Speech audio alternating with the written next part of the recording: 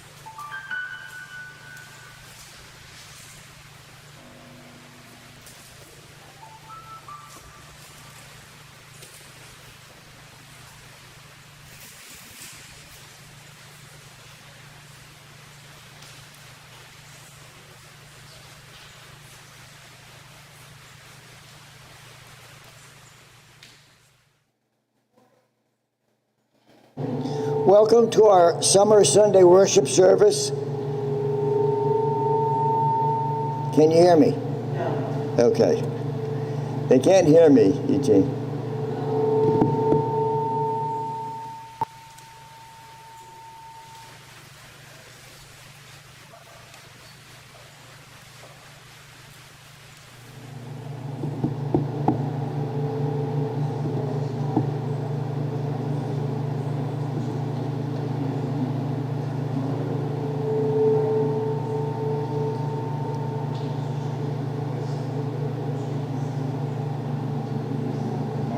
Good morning.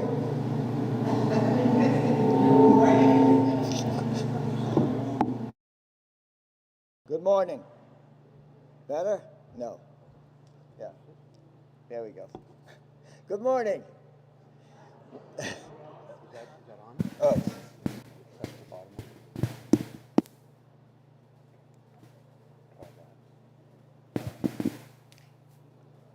They say 10 is a charm. Good morning. Welcome to our summer Sunday worship service at the First Unitarian Church of Worcester, Massachusetts. I'm Jeff Conlon, a member of this church. I'm leading worship this morning with the broadcast technicians Eugene Rossi and Joy Tartaglia, head ushers Sue and Bob Shaw, our guest pianist Matt Johnson, our very own Dave Blodgett and Tony Ostro on guitar and bass, and our guest preacher and church member Lesa McWalters. Here at First Unitarian Church, we strive in loving fellowship to honor the sacred, connect with each other, and serve justice. We are a welcoming congregation, whatever your age, race, class, nationality, sexual orientation, or gender identity. We are delighted to have you with us this morning. If you're online, you can like this video to help others find us, and please subscribe to our channel to find more of our content. Our newsletter is the best way to stay in touch and join our other programs. If you would like to receive our e-newsletter, please go to firstunitarian.com and click on subscribe to our newsletter at the bottom of any page. If you are here in the sanctuary, you can visit the welcome table and sign up to receive the newsletter there. If this is your first time visiting, welcome. You could also sign up for a name tag and meet with one of our friendly volunteers who will also offer you a welcome bag full of goodies. Today, Linda Carney will be at the welcome table. Linda. She will answer any questions you may have. Following the worship service today, we will have fellowship in our church parlor, which you can get to through either of these doors. All are welcome. Please wear your name tag during the fellowship hour. You will find some announcements in the order of service. I have one very important announcement. Next Sunday, July 7th, there will be no in-person worship service, but you can tune in online at 10:30 to watch the General Assembly worship service on your YouTube channel. This is the day the Lord has made. Amen.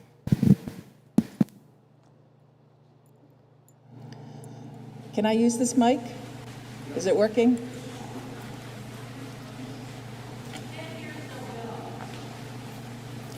Call from the past. From the heights of the Andes, the jungle, and the desert, from the depth of the sea, from a time that was, from a time that stretches beyond our memory, we are called.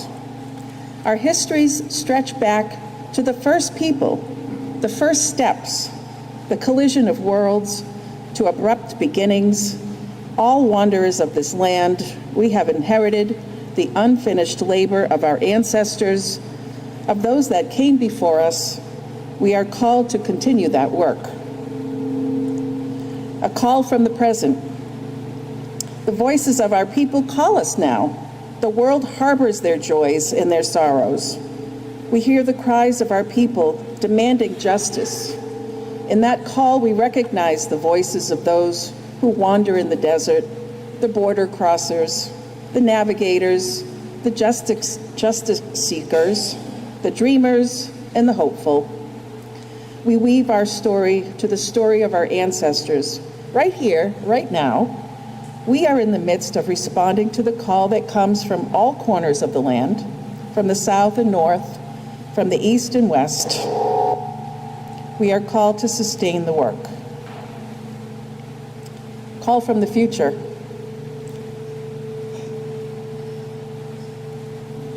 The voices of those who will be call us, a reminder of who we need to be in the weaving of our story to the web of life. we must remember that we must not cut the strings, for there are others coming after us. Others with tender hearts and strong wills, with creative determination. Those who will live in the house of tomorrow. Their vision escapes us, yet we are called to prepare the road, to leave behind possibility and foundations upon which they'll build a better tomorrow.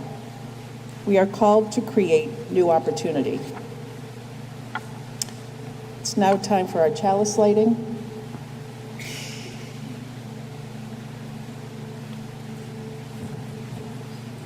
I'd like to invite Skylar up this morning to light our chalice.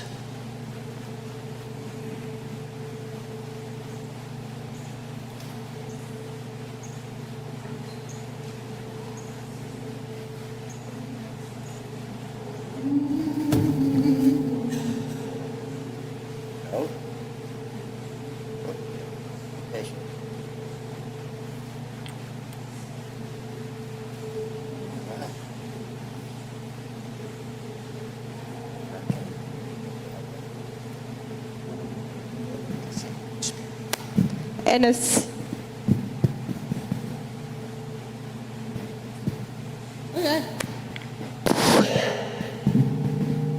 in the spirit of love. We light this chalice. Please rise in body or spirit to renew our covenant as printed in the order of service and on your screen. In the love of truth and in the spirit of Jesus, we unite for the worship of God and the service of all.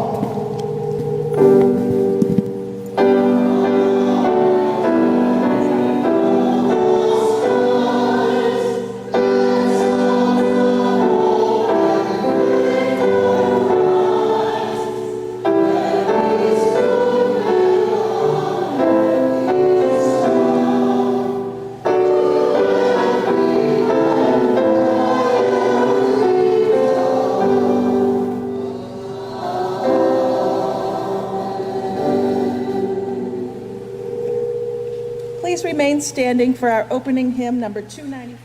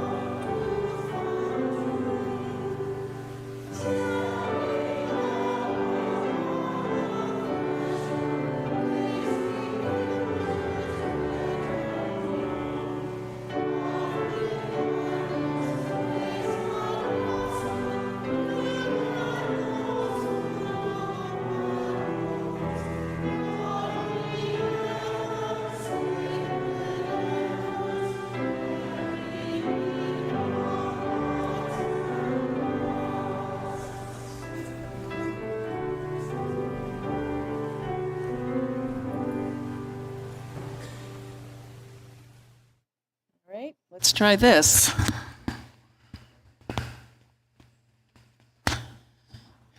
Is this working? Yay! Please join me in the common prayer as printed in your order of service and on the screen. Now is the accepted time, not tomorrow, not some more convenient season. It is today that our best work can be done, and not some future day or future year. It is today that we fit ourselves for the greater usefulness of tomorrow. Today is the seed time. Now are the hours of work, and tomorrow comes the harvest and playtime. In our sacred time together, we share the joys and sorrows of our church with one another. Paul Popenchak shares his prayer. Spirit of life, who has taught us to live in harmony with our neighbor, help us to break the age-old habit of war. May the day come when men will no longer arm to kill, when nations will live together as one great family. Help me to be an instrument of that peace by living peace in my own life. May your spirit prevail, that there may be peace in our world and in our time. Amen. Today, we also pray for the family and friends of Donna Rossio, who passed away on Monday night, surrounded by her family. Donna was the church administrator for many years here at First Unitarian. We will sadly miss her. Memorial services will be held at a later date. And today we hold Kate and Peter as they support their family member, their daughter-in-law, in her critical illness. Please join me in a moment of meditation as we hold these prayers and our own prayers in silence.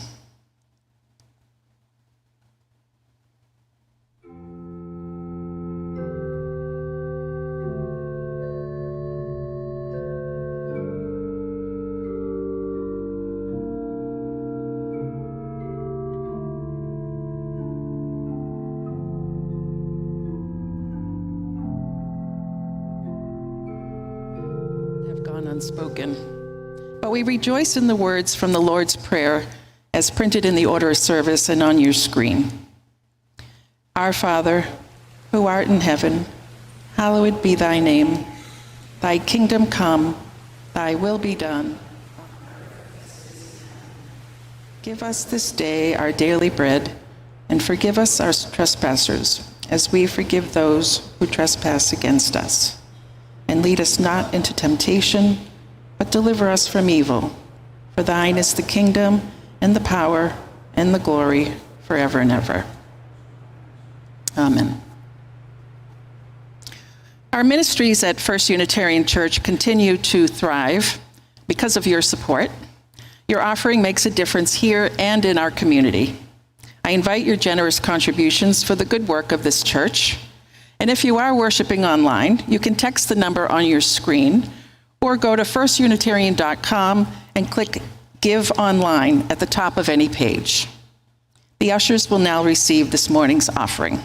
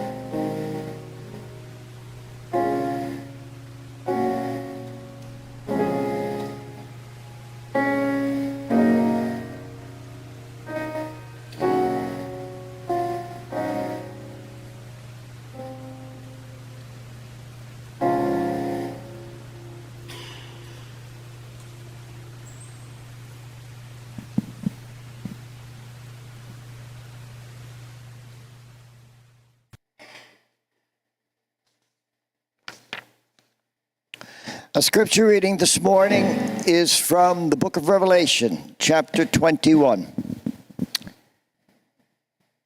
Then I saw a new heaven and a new earth, for the first heaven and the first earth had passed away, and the sea was no more. And I saw the holy city, the new Jerusalem, coming down out of heaven from God, prepared as a bride adorned for her husband. And I heard a loud voice from the throne saying, "See, the home of God is among mortals. He will dwell with them. They will be his peoples. And God himself will be with them and be their God. He will wipe every tear from their eyes. Death will be no more. Mourning and crying and pain will be no more. For the first things have passed away." And the one who was seated on the throne said, "See, I am making all things new." Also he said, "Write this, for these words are trustworthy and true." Then he said to me, "It is done. I am the Alpha and the Omega, the beginning and the end. To the thirsty I will give water as a gift from the spring of the water of life. Those who conquer will inherit these things, and I will be their God, and they will be my children."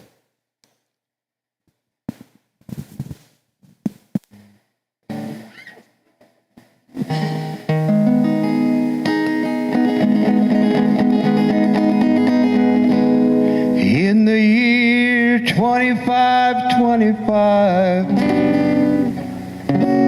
if man is still alive, if woman can survive, they may find.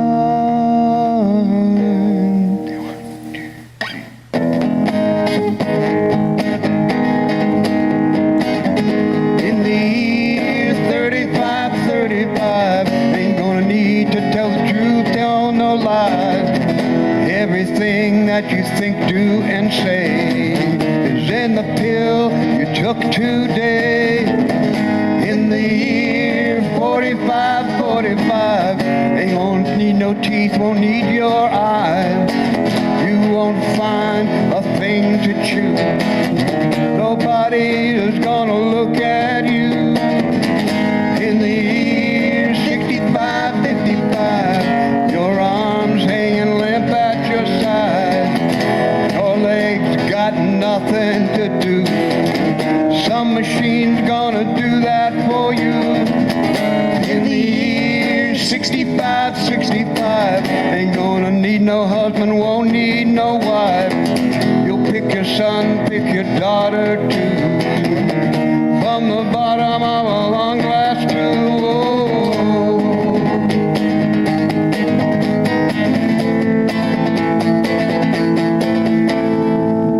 In the year 7510, God's gonna give him like he made by then.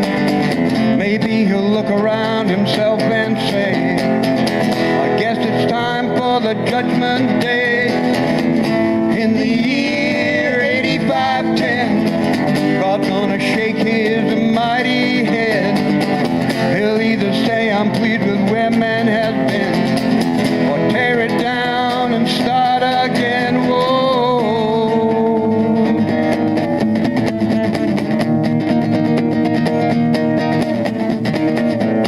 In the year 2595, ain't gonna wonder if man's gonna be alive. He's taking everything this whole earth can give, and he ain't take back nothing. Oh, now it's been 10,000 years. Man has cried a billion tears for what he never knew. Now man's reign is through, but through eternal night, the twinkling of starlight, so very far away, maybe it's only yesterday. In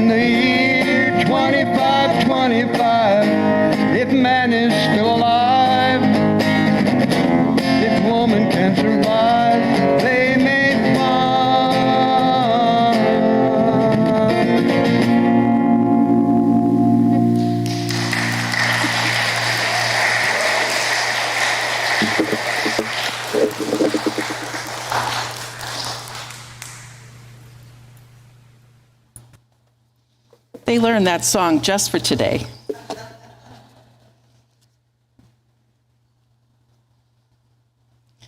Our second reading, am I on?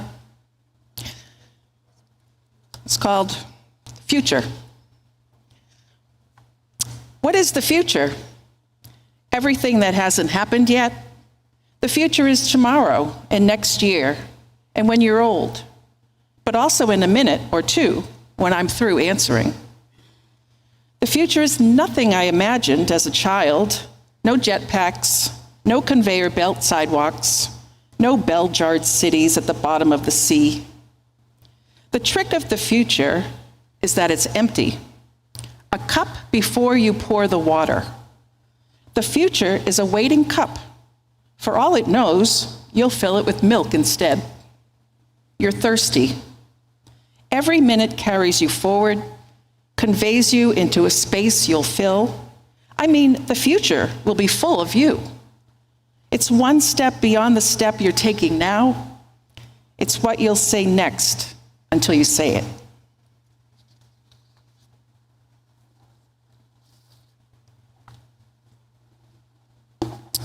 So I've been watching a PBS series over the past few months called A Brief History of the Future. Maybe some of you have watched that. It's a documentary relating to the way futurists think about humans, the way we think, the way we live and interact with one another, socially, mentally, globally, and what the future may hold for us in most aspects of our life. So much of my sermon today will relate to that series and what I've learned about futurism and the human way of thinking in the past, in the present, and the future. So if you're like me, I have a hard time thinking about the future I have no control over.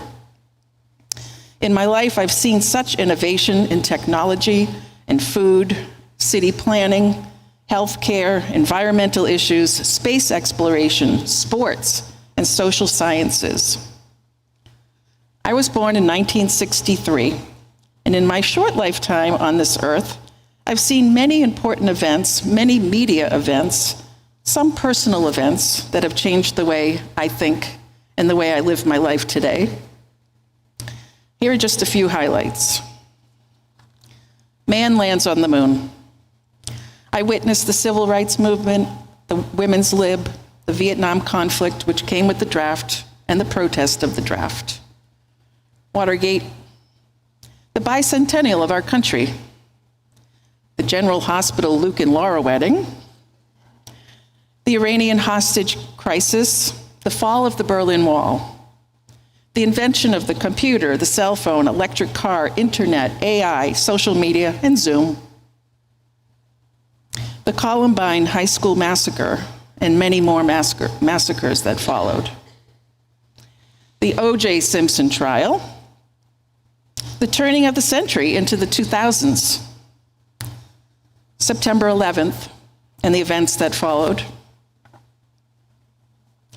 the inauguration of President Obama, the first Black president and my favorite president in my lifetime, the inauguration of President Trump, one of the worst days of my life,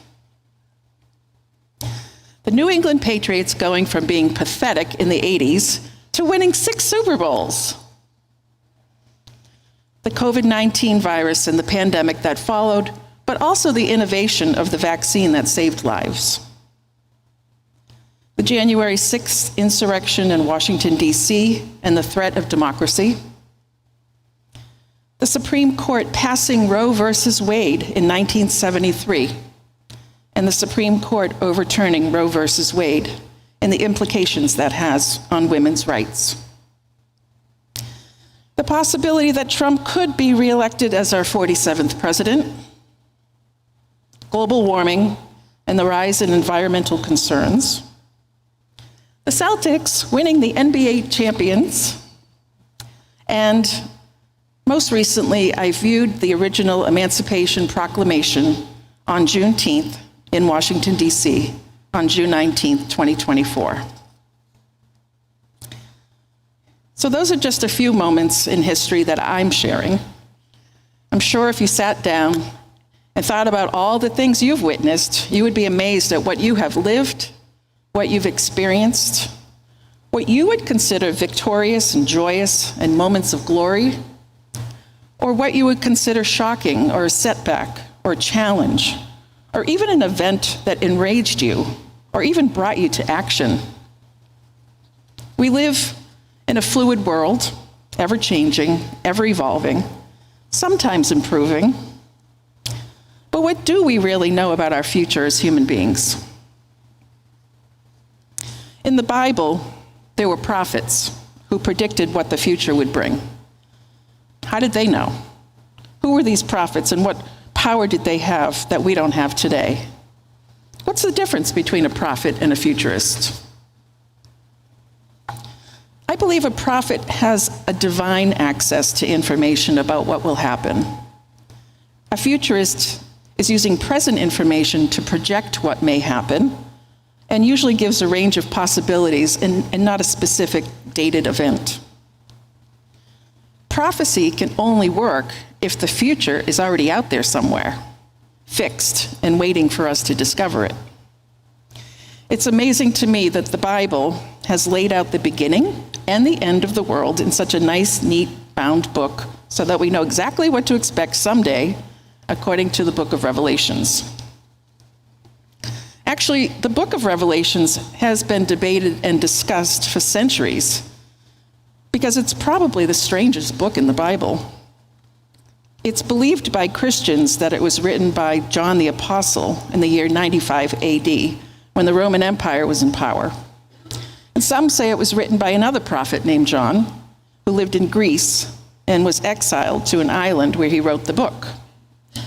But regardless of who wrote it, it is up for interpretation and has been analyzed in many different ways. The general idea of the book of Revelations is that at the end of time, or some call it the apocalypse, there will be a determination of good over evil, and those who are good will enter the new world, similar to the Garden of Eden, and those who are evil will be destroyed with all the evil in the world. And in the end, God will dwell with humans in a utopic type of a new world. That is the prediction of the prophet John, who interpreted the divine intervention fed to him from the Son of God in 95 AD. Some say prophecy is not a prediction of the future, but rather an advocacy for the current issues of the world, which would make sense in 95 AD with social injustice of power, of religious beliefs, and of social status under the Roman Empire. But in this case, I would call that futuristic thinking rather than prophecy. I feel like John was using the information that was familiar to himself and the world around him, and advocating for a world without social injustices. Does any of that sound familiar to you? Modern futurists are currently using the circumstances happening in today's society and applying them to possible scenarios that could feasibly happen in the future.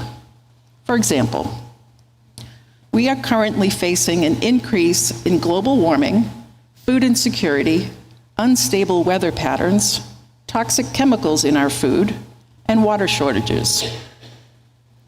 In Iceland, a small island about the size of Kentucky, known for its short summers and long winters, came up with a solution that solves all of these issues. They have a large geothermal greenhouses which grow most of their fresh produce, which sustains the island and honors its environment.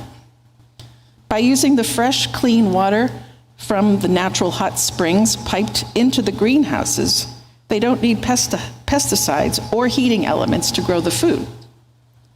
The soil is rich from the volcanic ash, and the sun shines through the glass year-round. The food is clean, healthy, abundant, affordable, and delicious, I've heard. So this is an example of the futurist way of life, using the information we know to solve future scenarios before they become a serious problem. But in this example, it also creates innovation and forward thinking of our way of farming and producing food, not just in the perfect climate conditions, but in any climate conditions. Sometimes when we think about the future, what it will look like, it's fun to look back and see what people thought the present day would look like. Take the cartoon series The Jetsons. The Jetsons was created in 1962, 2 years after a successful show called The Flintstones, which was a cartoon series that took place in the Stone Age. The Jetsons takes place in 2062, just 100 years into the future of the making. It's about a family living in a futuristic city called Orbit City in the Skypad apartments. The husband, George, works at Spacely Space Sprockets, in which he travels to work in a flying car. And both those buildings project into the sky like birdhouses on long poles. It's a world of flying cars, robot maids, video calls, smartwatches, food printing, and space tourism. With the exception of flying cars, so far, all of these technologies came to life way before 2062, including computers and social media, space travel, and more. But the interesting thing that does not change over the 100-year span is the dynamics of the family. There's George, his wife Jane, their teenage daughter Judy, younger son Elroy, a dog named Astro, and a robot maid named Rosie. George only works about 2 hours a week. Wishful thinking for the times when men were working 40 hours a week. And in 1962, they thought perhaps with the invention of automation, men could live more leisurely lifestyles. Jane is the typical housewife of the 1950s. Thereby, the creators didn't think women's roles in the future would change at all. But men would work less hours and earn more money. Just one more observation about the Jetsons. Since all the homes and businesses and cars were up in the air, what was on the ground? And why was the future so high above the ground? So according to the show's creators, the ground was made of concrete and very little green space. And there was an overabundance of smog everywhere. Only homeless people and poor people lived there. And even the birds were grounded because there was too much traffic in the air. In 1962, it apparently was predicted that we would have destroyed the Earth so much that we couldn't comfortably live on its surface any longer. As we approach the year 2025, I wonder what we think the year 2125 will look like, just 100 years from now.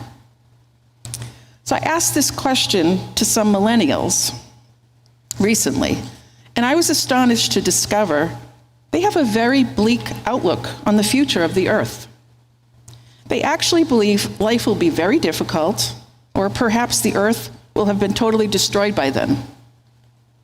They think AI and computers and social media has already destroyed our everyday life. We've lost our privacy, we're stressed out, we may be in danger because we don't know who's watching us. And although all of them grew up with technology to some degree, they say they wish they could go back in time and rethink how technology might affect the social aspects of life. Actually, many of them are forcing themselves to take breaks from technology, like Facebook and Instagram, Twitter, TikTok, all the other social media apps, and even their computers and phones. And many also fear that the next generation, which has been named Generation Alpha, because it's the first to be born entirely in the 21st century and the third millennium, will have more stress and anxiety because of the world they will live in. That generation, Gen Alpha, experienced the pandemic and its isolating effects, has seen increased screen time, Today, 90% of infants will have used a smartphone or tablet before they are 1 year old. Parents use these devices as a way of comforting and entertaining their children instead of using traditional methods like a soft toy or a stimulating toy. Millennials fear their children will be socially inept, impatient, and highly demanding because they're so used to instant gratification from electronics. Baby boomers, on the other hand, and those of us born right after World War II and before 1965, are more concerned about the political direction of the future and the economy. The solid economy and hope of a peaceful world after World War II is no longer the future in their eyes. The world is unstable, and politics has gone over the top, and they fear that history may repeat itself and the United States may once again become divided. They are worried about the millennials not being strong enough or care enough to keep the progression of equality and justice that their generation fought so hard for. For example, women's rights and civil rights. That was finally achieved in their lifetime. And the other interesting thing they are wondering about is whether we will no longer have genders or define skin color. They wonder if the world is going to be a place where there will be one gender, one skin color, maybe even one race, and we no longer have to identify ourselves in those ways. I thought that was a very interesting futuristic way of thinking. So let's take a look at what historians say about the future. Traditionally, historians research and write about things that happened in the past, right? Well, now there's a new way of researching the past. Historians must now reinvent the history of the past because much of what we've learned in classrooms and data sources are biased and inaccurate. What historians do now is verify the facts that are true, incorporate those facts into a new historical timeline, and use that data to understand that period of time and how the facts could have been misconstrued. We have much more resources to use to determine which historical stories are true and which may have been changed for whatever reason over the years through interpretation or bias. For example, Benjamin Franklin did not invent electricity. Sorry.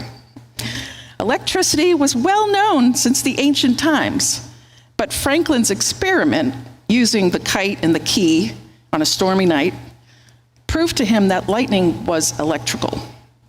Well, that's a big difference in what I was taught in school. In the experiment, the key was not struck by lightning. It only had an electrical current that created a soft jolt when you touched the key. And if the key had been struck by lightning, he would have been killed, just as a German scientist was a year later when he tried the experiment. So what do we make of all this? Why is it so hard for us to think about a future that is unknown by anyone? Some say the future doesn't just happen. We can make it happen by shaping the lives we live now for the future. We are the keepers of the future. We should be making a path for future generations.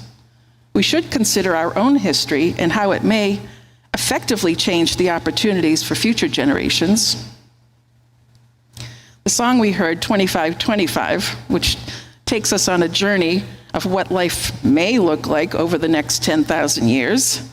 I like the idea that the writers of that song had some wild imaginations about what could happen if we keep going the way we're going. And they wrote that song in 1962 without even knowing all the advances that we have today. In the end, the song brings in this concept of revelations where God finally decides it's Judgment Day in 7510. And then in 8510, God takes a look around and he must decide if he is pleased with what man has done or if it's time to tear it down and start again.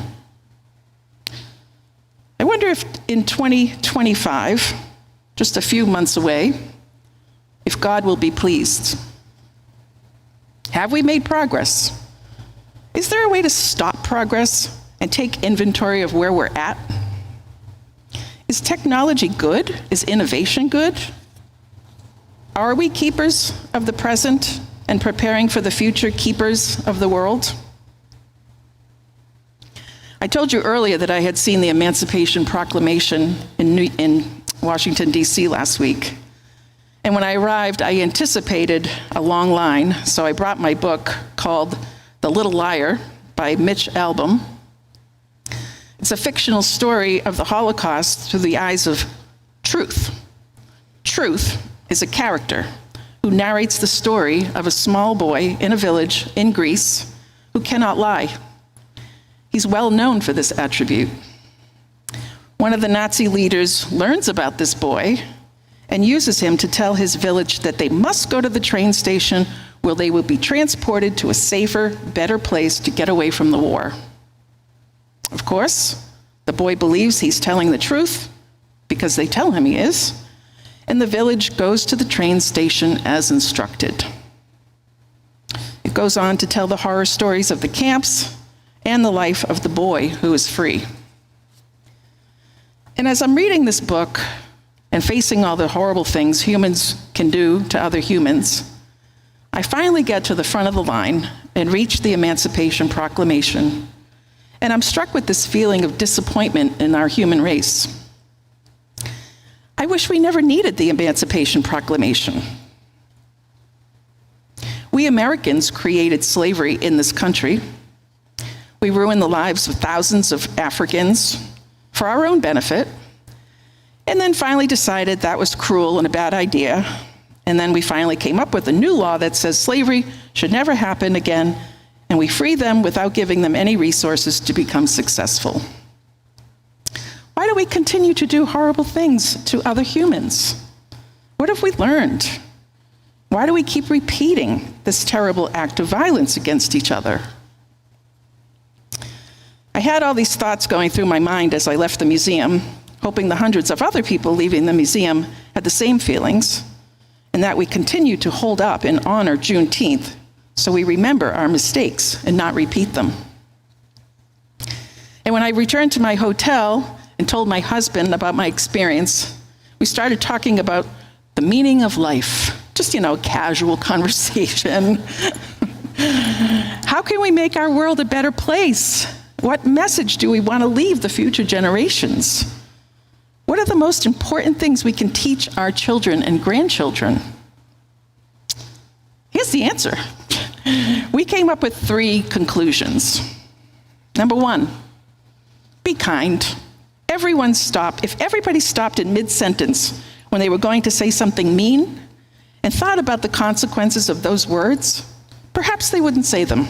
Or instead, maybe they would say something kind.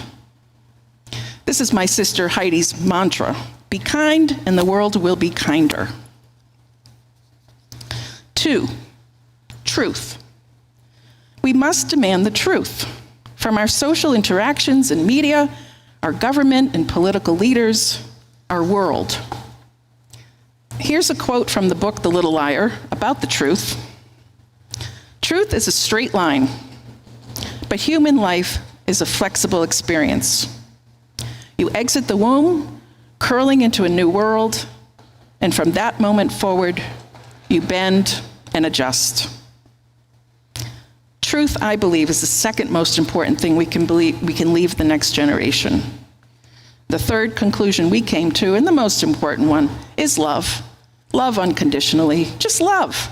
Stop judging, stop reacting, stop hating, stop scheming, stop hurting, stop lying. Just be kind, tell the truth, and love. And if those 3 things from our past experience, from our present day experience, and our hope for our future are the only things we pass on to the future generation, then we have done our job. Amen.